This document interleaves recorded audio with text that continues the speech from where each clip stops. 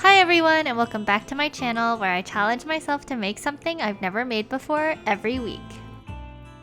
This week I'm making karepan, or Japanese curry bread. It's been a long time since I've made some bread and I've been really itching to get my hands on some dough again. And I was really interested in karepan because it's actually not baked, it's deep fried. And so I wanted to give it a try.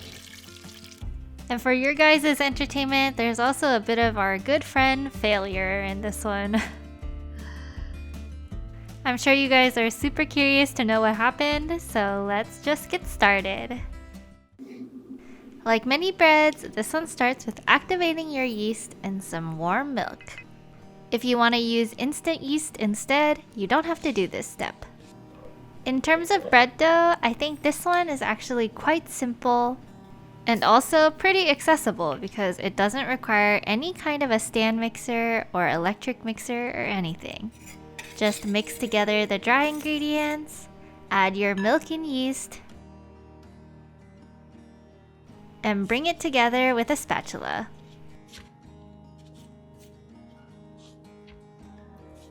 After the liquid's been more or less absorbed, I like to use my hands to bring it together the rest of the way. When you have a rough ball of dough, we're gonna add 10 grams of unsalted butter, which makes this dough an enriched dough. Like most enriched doughs, this one's gonna take a little bit longer to knead, and it will be quite sticky in the middle, but don't add any more flour. Just keep on kneading and kneading and kneading.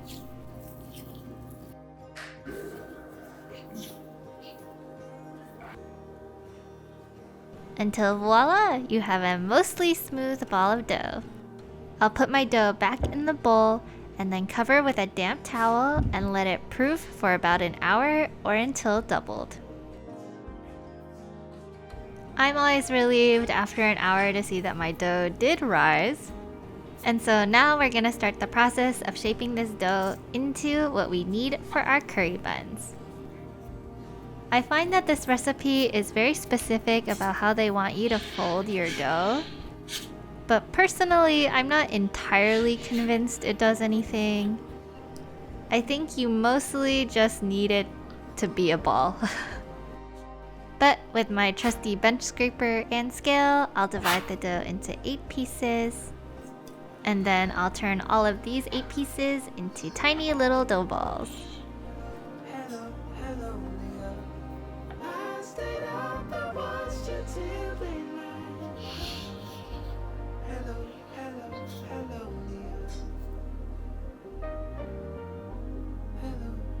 We'll let the dough balls rest for 15 minutes.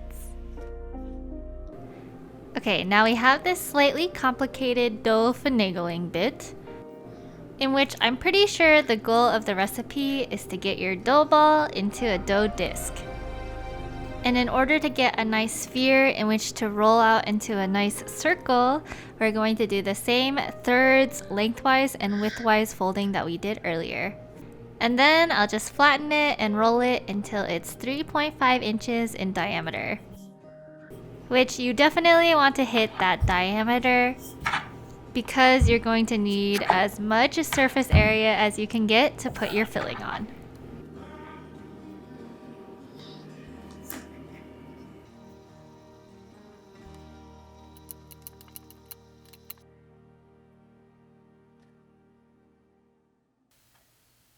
Alright, the moment you guys have all been waiting for.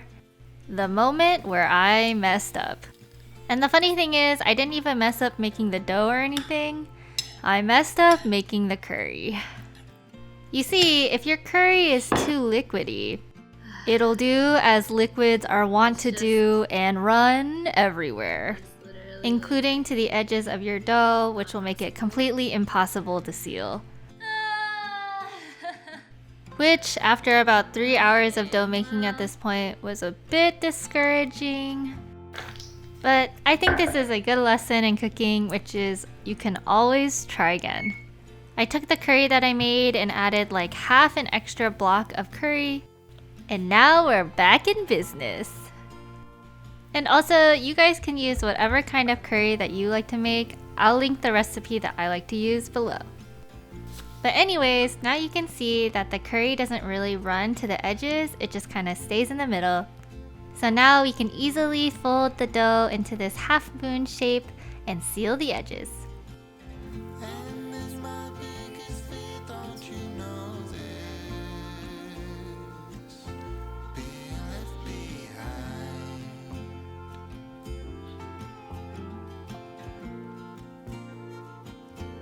And after much trouble, we did it! We made a curry bun!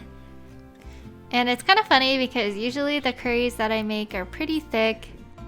But of course, it's the one time that the texture of the curry actually matters that I accidentally make it too watery. But hey, it all turned out okay in the end, and hopefully you guys can also learn from my mistake. Now, for a super crispy outside, I'm going to dredge each bun in egg and panko.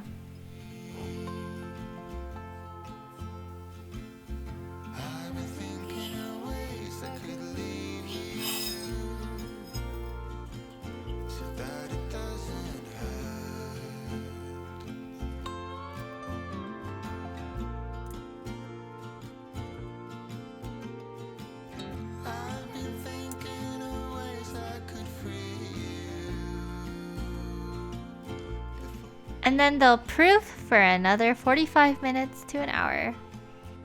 But don't they look so good? For the deep frying, we'll be frying these at 320 degrees Fahrenheit. And these buns don't take long to fry at all, just a couple of minutes. Make sure to turn relatively frequently so each side gets browned evenly. And honestly, some of them are going to split while you're frying them. But really, if it's only a small split, it shouldn't be too big of an issue.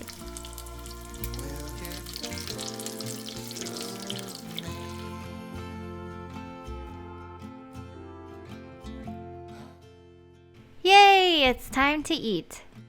Honestly, they came out looking so good and so crispy. I mean, just look at that cross section.